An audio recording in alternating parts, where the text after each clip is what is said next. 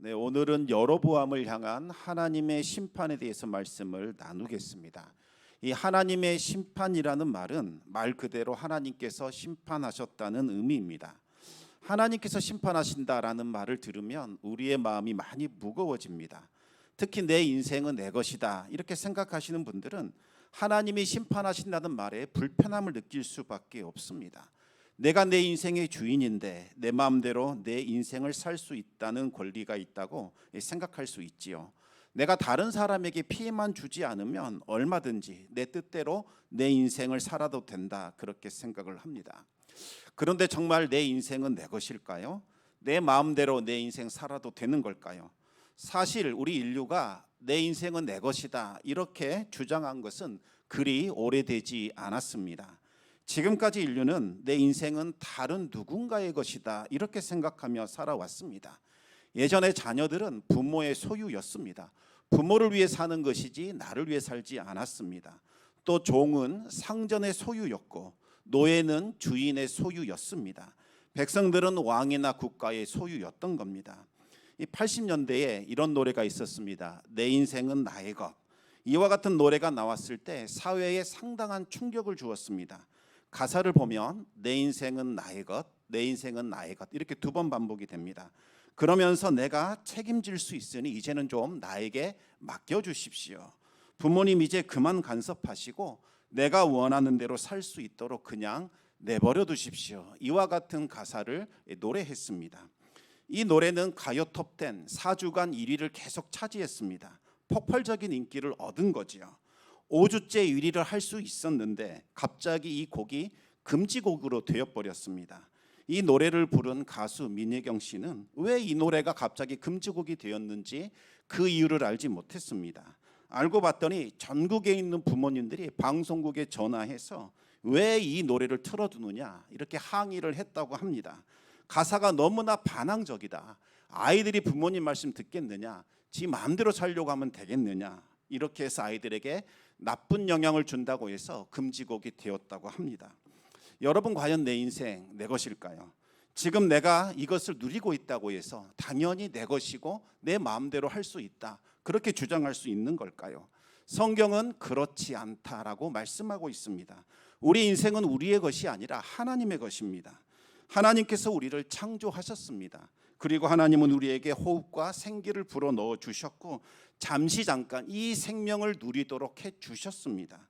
정하신 때가 되면 하나님은 다시 우리의 호흡과 생명을 거두어 가게 될 겁니다. 그리고 하나님 앞에서 우리의 인생을 결산하게 되지요. 하나님께서 우리를 지으시고 우리에게 호흡과 생기를 주신 것은 하나님과 동행하는 삶을 살게 하려고 하신 겁니다. 하나님의 은혜를 덧입어 살아가라는 거지요. 하나님께서 베푸신 그 은혜를 경험하고 그것으로 인하여 하나님께 영광 돌리며 찬송하게 하려는 겁니다. 따라서 호흡 있는 자들은 하나님을 찬양하며 하나님의 뜻대로 살아가야 합니다. 그런데 사람들은 하나님을 내 마음에 두기를 싫어합니다. 하나님을 거부합니다. 하나님의 영광이 아닌 나의 영광을 위하여 살기를 원합니다. 하나님을 찬송하는 인생이 아니라 누가 좀 나 좀 대단하다 인정해 줬으면, 나를 좀 찬양해 줬으면 이와 같은 삶을 살아가기를 원합니다. 하나님께서 받으셔야 할 그 영광과 찬송을 나를 위한 영광, 나를 위한 찬송으로 바꿔 부르며 살아가기를 원합니다. 성경은 이와 같이 하나님을 거부하려고 하는 본성, 하나님 없이 스스로 왕 노릇하려는 경향성을 죄라고 부르는 거지요. 죄는 겉으로 드러난 어떤 행위, 결과를 말하는 것이 아닙니다. 그것보다도 훨씬 더 본질적이고 심층적입니다. 하나님 없이 살려는 본성, 하나님께 순종하지 않으려는 본성, 내 뜻과 내 고집을 따라 살려가려고 하는 본성, 이것이 바로 죄의 본질인 겁니다. 그것이 겉으로 드러난 것, 이것이 죄악된 행위라는 겁니다. 하나님께서 우리가 하나님과 동행하며 하나님의 뜻대로 살아가는 것, 이것을 그렇게 원하십니다. 하나님이 보여주신 의의 길, 생명의 길, 진리의 길을 걸으며 하나님께 영광 돌리며 살아가는 삶을 기뻐하십니다. 하지만 우리는 양과 같이 우리의 길을 가려고 합니다.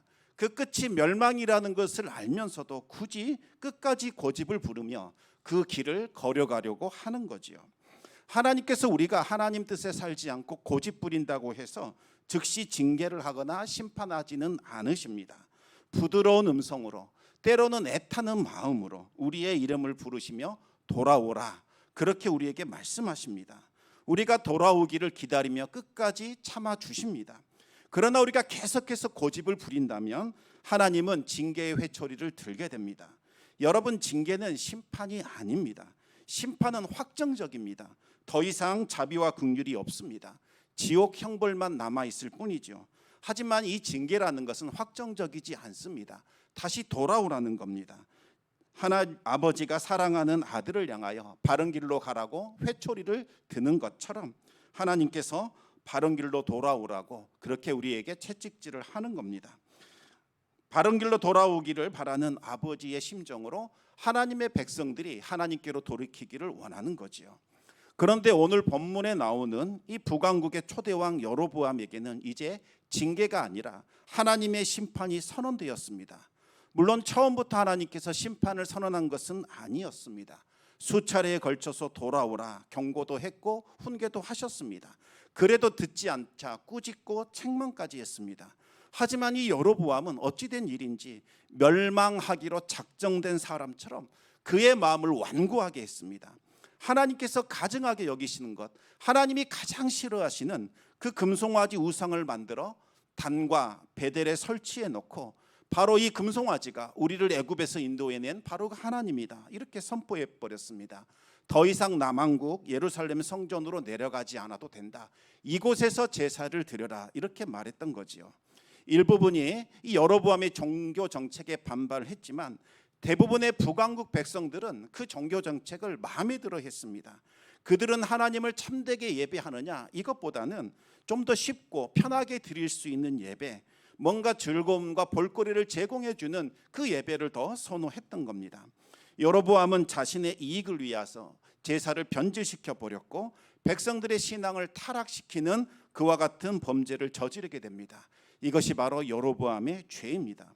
하나님은 남왕국에 있는 하나님의 사람을 굳이 베델 제단으로 보내셔서 하나님이 얼마나 이 베델 제단을 싫어하시는지 알려주셨습니다. 그리고 그 증거로 이 베델 제단이 갈라질 것이요 제가 쏟아질 것이라고 분명히 경고를 하셨습니다. 그런데 르호보암은 그 말조차 듣지 않으려고 그 선지자를 잡아 죽이려고 했습니다. 결국 하나님의 진노로 여로보암의 손은 완전히 굳어버렸고 경고한 대로 베델의 제단은 갈라지고 재가 쏟아지게 됩니다. 그제야 여로보암은 두려움을 느껴서 은혜를 구했습니다.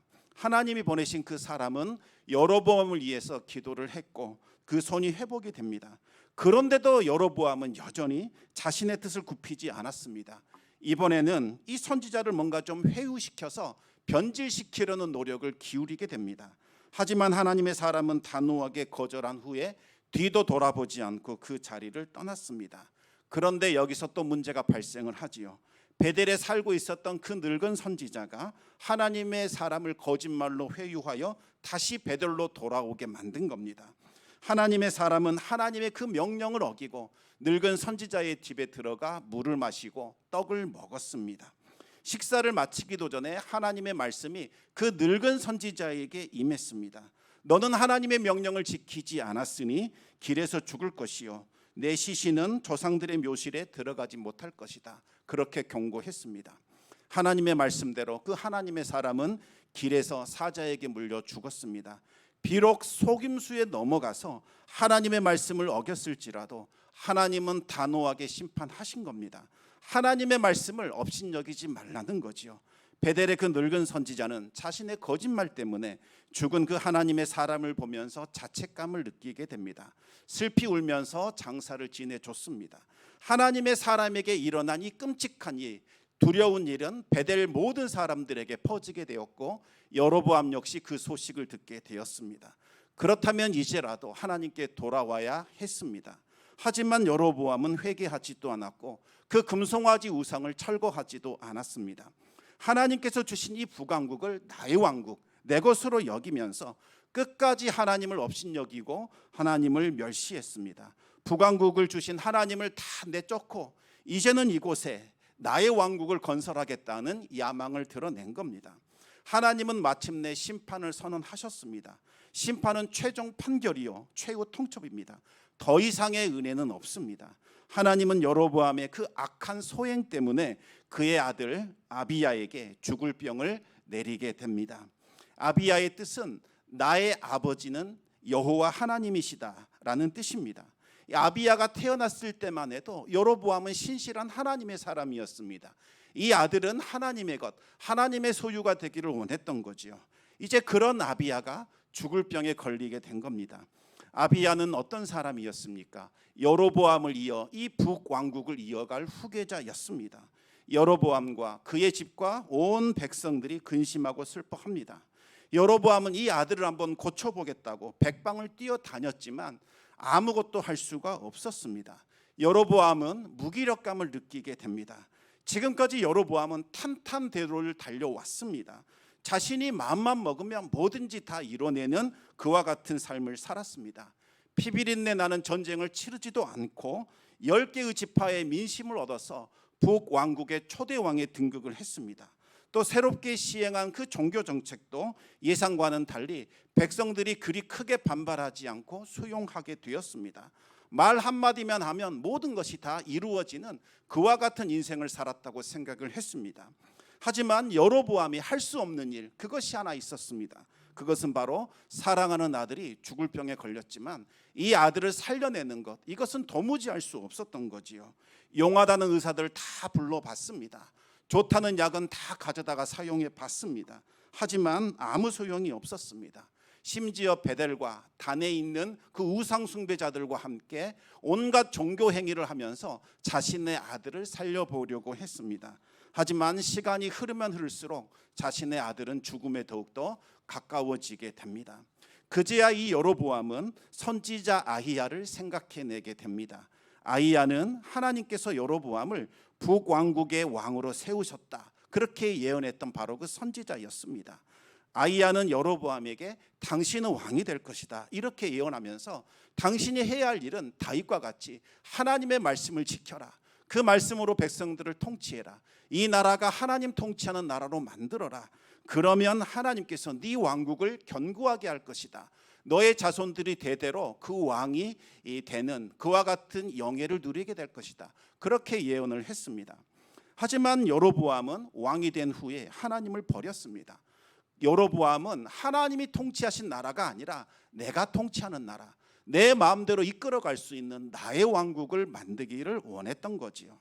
여로보암은 그와 같은 지은 죄가 있어서 선지자 아히야를 만날 엄두를 지금까지 내지 못했습니다. 만나본들 무슨 좋은 소리를 듣겠습니까? 하지만 왕권을 이어가야 할 자신의 아들이 이제 사경을 헤매게 되었으니 어쩔 수 없이 아히야를 만나러 갈 수밖에 없게 된 겁니다. 하지만 자신이 직접 아히야를 만나게 되면 아히야가 분명히 자신의 정체를 알게 된 순간 좋은 말을 하지 않을 겁니다. 아마도 저주를 쏟아 부을 것이 분명합니다. 그래서 여로보암은 자기 자신 대신 아내를 보내게 됩니다.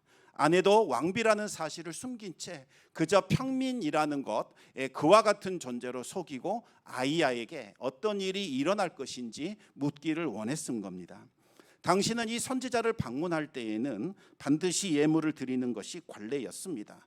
여로보암의 아내는 떡 10개, 과자, 꿀 한 병을 준비했습니다. 이것은 일반 평민들이 가져가는 예물입니다. 다시 말하면 평민처럼 완전히 꾸미고 위장을 했다는 것을 의미하지요. 아히야는 이제 나이가 너무 많이 들어서 앞을 보지 못하는 상태였습니다. 하지만 그의 영적인 눈은 여전히 날카로웠고 여전히 예민했습니다. 하나님은 여로보암의 아내가 올 것이다, 마치 변장하여 다른 사람인 척 너에게 말할 것이다, 이렇게 알려주십니다. 여로보암의 아내가 들어왔을 때에 아히야가 먼저 입을 열게 됩니다. 여로보암의 아내여, 들어오라. 네가 어찌하여 다른 사람인 채 하느냐? 내가 하나님의 명령을 받았고 너에게 흉한 일을 선포할 것이다.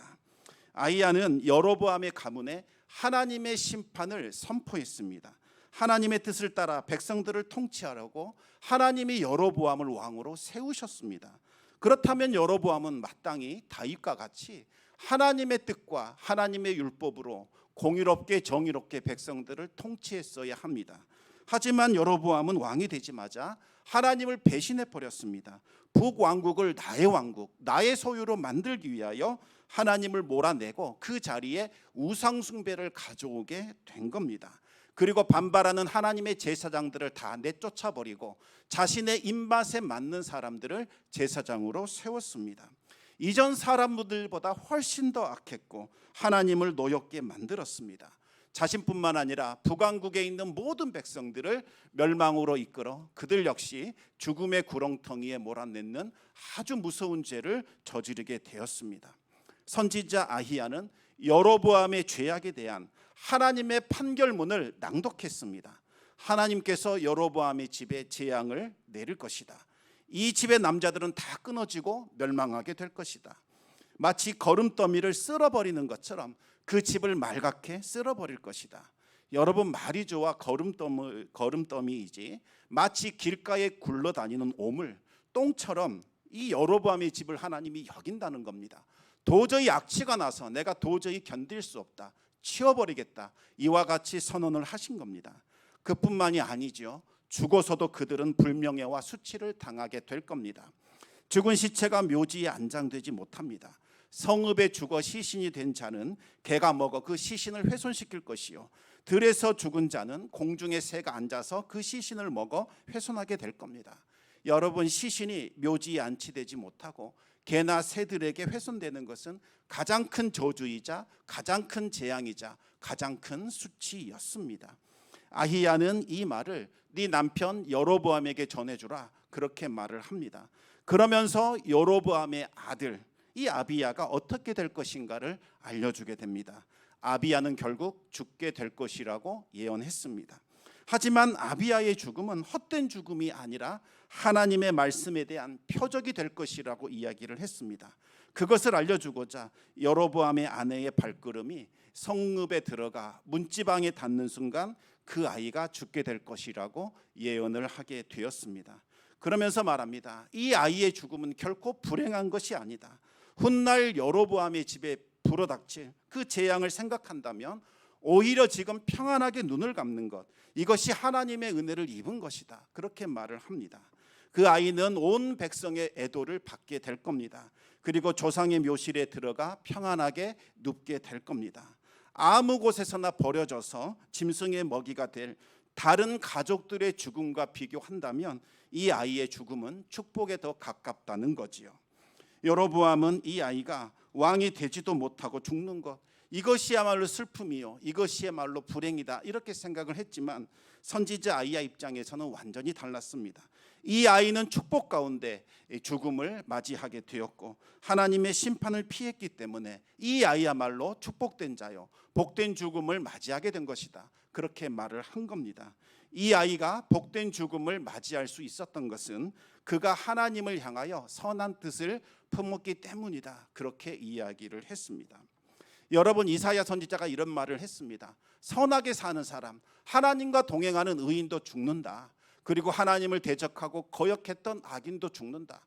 우리가 봤을 때 죽는 것은 변함이 없지만 이 죽음은 하늘과 땅만큼이나 차이가 있다, 그렇게 말했습니다. 우리 함께 이사야 57장 1절과 2절 말씀을 같이 한번 읽어보겠습니다. 의인이 죽을지라도 마음에 두는 자가 없고 진실한 이들이 거두어감을 당할지라도 깨닫는 자가 없도다. 의인들은 악한 자들 앞에서 불리어 가도다. 그들은 평안에 들어갔나니 바른 길로 가는 자들은 그들의 침상에서 편히 쉬리라. 아멘.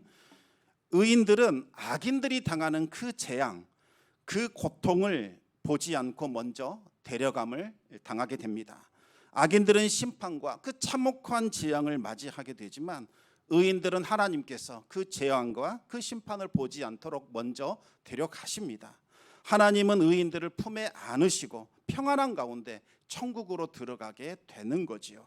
의인들의 죽음은 고통을 겪지 않습니다. 하나님의 품에 안겨 영원한 안식을 누리게 됩니다. 아비야는 바로 의인의 죽음을 맞이하게 된 겁니다. 물론 남겨진 사람들의 입장에서 보면 이 아비야의 죽음이 너무나 슬프고 안타깝습니다. 그러나 정작 당사자의 입장에서 보면 너무나도 복되고 너무나도 아름다운 일이라 할 수 있습니다. 이제 모든 짐을 벗어버렸고 하나님 품에 안겨 영원한 안식과 평안을 누리기 때문입니다. 그리고 아버지와 북왕국을 회복시킬 수 있는 마지막 이 세상에서의 남겨진 유언을 마치고 하나님께로 들어가는 것이기도 합니다. 이제라도 여로보암이 정신을 차리고 하나님께로 돌아온다면 심판을 벗어날 수도 있었을 겁니다. 아들의 그 죽음을 보고서 야, 내가 가진 세상 권력 아무것도 아니구나, 헛된 것이구나, 허무한 것이구나 라는 것을 깨닫고 이제라도 그 금송아지 우상을 깨트려 버리고 단과 베델의 제단을 무너뜨렸다면 하나님은 여로보암과 그의 집에 내린 심판을 철회하시고 아마도 복을 내려주셨을 겁니다. 하지만 여로보암은 끝내 그 고집을 꺾지 않고 끝까지 하나님을 거역하고 반역했습니다. 아들의 그 죽음을 헛되이 만든 겁니다. 더 이상 하나님의 심판을 피할 수 없게 되었습니다. 이제 여로보암의 가문은 멸절될 뿐만 아니라 여로보암과 한통속이 된 북왕국 백성들도 파멸의 길을 걸어가게 될 겁니다. 하나님은 이제 북왕국이 어떤 나라가 될 것이냐, 물에서 흔들리는 갈대처럼 될 것이다 라고 말씀하셨습니다. 물에서 흔들리는 갈대가 무엇일까요? 강대국 사이에서 이리저리 흔들리는 힘없는 약소국으로 전락될 것이라는 의미입니다. 그래도 회개하지 않는다면 하나님은 결국 잡초처럼 그들을 뽑아서 다른 곳에 던질 것이라고 예언하셨습니다. 그들 안에 있는 그 우상들을 뽑아내지 않으면 하나님께서 그들을 뽑아 온 세상에 흩어버리시겠다고 말씀하신 겁니다. 여러분, 이 예언은 결국 북왕국 이스라엘의 멸망으로 성취가 됩니다. 기원전 722년이 되면 아수르 제국이 북왕국을 무너뜨리게 됩니다. 그런데 일반적으로 나라가 망해도 백성들은 살려주기 마련입니다. 그런데 이 아수르 제국은 얼마나 잔인했는지 남아있는 백성들을 아수르 제국 전역에 다 흩어버렸습니다. 그리고 다른 나라 종족들, 다른 족속들을 그 나라에 심어버렸습니다. 이로써 북왕국 백성들은 흔적도 없이 사라지게 되었고 역사 속에서 그들이 자취를 감추게 됩니다. 하나님이 경고하신 대로 북왕국은 흔적도 없이 잡초가 뽑힌 것처럼 그렇게 사라져 버렸습니다. 사랑하는 성도 여러분, 내가 어떻게 살았느냐, 이것보다 더 중요한 것이 무엇일까요? 내가 어떤 죽음을 맞이하느냐, 이것이 더 중요합니다. 이 세상 가질 것 다 가져봤고 누릴 것 다 누려봤다 할지라도 결국 그가 악인의 죽음에 들어가게 된다면 그 인생은 망한 것입니다. 이보다 더 큰 비극이 어디에 있겠습니까? 하나님이 무엇을 인정하실까요? 하나님과 동행한 사람, 하나님과 함께했던 시간, 하나님의 뜻을 따랐던 그 시간만 인정해 주십니다. 하나님 없이 살았던 그 시간들은 다 무효가 되며 하나님은 그 시간 쳐주지도 않습니다. 아무리 멋지고 화려한 인생을 살았다 할지라도 하나님 없는 인생은 헛된 것입니다. 그러나 짧은 인생 살았다 할지라도 하나님과 동행했다면 그 사람은 하늘의 별처럼 빛나고 찬란한 인생을 보낸 겁니다. 어느 선교사님께서 평생을 선교지에서 보내고 이제 은퇴하여 본국으로 귀국을 하게 되는데 때마침 그 배에 해외 순방을 마친 대통령과 같이 타게 되었습니다. 대통령이 배에서 내리자 군악대가 빵파레를 울렸고 또 빨간 카펫이 깔리면서 수많은 군중들이 환호하며 열광하며 그 대통령을 맞이해 줬습니다. 하지만 평생을 몸바쳐 선교지에서 선교 사역을 했던 이 늙은 선교사님에게는 꽃다발 하나도 없었을 뿐더러 마중 나온 사람도 없었습니다. 선교사님은 자신이 수고했던 그 모든 수고와 그 모든 노력들이 다 부정당하고 다 헛것이 된 것과 같은 그와 같은 상실감을 느꼈습니다. 얼마나 괴로웠던지 하나님 앞에 이럴 수 있느냐며 처절하게 기도를 올렸습니다. 그러자 하나님의 음성이 들려옵니다. 내 사랑하는 아들아, 너는 아직 내 집에 들어오지 않았다. 성도 여러분, 지금 눈앞에 있는 이 현실, 이것이 전부라고 생각하시면 안 됩니다. 이것으로 내 인생 어떻게 살았는가 평가하면 안 됩니다. 지금 가지고 있는 것만으로 참 저 사람 부럽다, 어떻게 저렇게 살 수 있을까, 나도 좀 저렇게 살아봤으면 좋겠다, 그렇게 평가하지 말라는 겁니다. 진짜 평가는 우리가 하나님 앞에 섰을 때에 그때 나타나게 되는 겁니다. 그때 받는 평가가 진짜 평가요, 참된 평가입니다. 썩어 없어질 이 세상의 영광에 취하여 헛된 삶을 사지 마시고 하나님 나라를 바라보면서 믿음으로 그 길을 걸어가시기 바랍니다. 하나님께서 걸어오라 말씀하신 그 생명의 길, 의의 길, 진리의 길, 빛의 길을 걸어가시기 바랍니다. 무엇보다도 하나님과 동행하시며 하나님의 뜻에 순종하시기 바랍니다. 그와 같은 신실한 성도 되시기를 우리 주님의 이름으로 축원합니다. 우리 같이 기도하기를 원합니다. 오늘 본문에서 하나님께서는 정말 모든 것을 다 가졌던 여로보암과 짧은 인생을 살다 죽은 그의 아들 아비야를 대비하고 있습니다. 우리가 보기에는 이 여로보암은 다 누려봤고 모든 것 다 가져만 정말 복 있는 사람처럼 보이고, 그의 아들 아비야는 정말 이 어린 나이에 정말 꽃도 피우지 못한 채 죽어버린 너무나도 가엾고 불쌍한 인생처럼 여깁니다. 그러나 하나님의 평가는 완전히 달랐습니다. 도리어 여로보암은 악인이 가는 그 길로 가게 되었고, 그의 아들 아비야는 하나님께서 존귀한 자라 일컬으시며 하나님의 품에 안겨 하나님께서 안식에 들어가게 하셨습니다. 정말 하나님의 뜻을 따라 우리가 살아가고 있는가? 정말 하나님 나라를, 천국을 바라보며 그 나라를 소중히 여기면서 우리가 살아가고 있는가? 한번 돌아보기를 원합니다. 하나님, 이 땅 가운데 우리가 살면서 하나님과 동행하게 하여 주시고, 하나님이 보여주시는 것 보게 하여 주시고, 하나님께서 듣게 하여 주신 것 듣게 하여 주시고, 하나님께서 흘려보내라 말씀하신 것들 정말 많은 사람들에게 베풀어주고 나눠주고 흘려보내는 삶을 살아갈 수 있도록 인도하여 주시옵소서. 우리 같이 기도하기를 원합니다. 또 터키 지역을 위해서 기도해 주시기 바랍니다. 지진으로 인하여 고통 가운데 있는 사람들, 이들에게 돕는 손길이 전해질 수 있도록 특별히 우리 청담교회가 이 일을 위하여 선한 일을 행할 수 있게 해달라고 우리 같이 기도하겠습니다.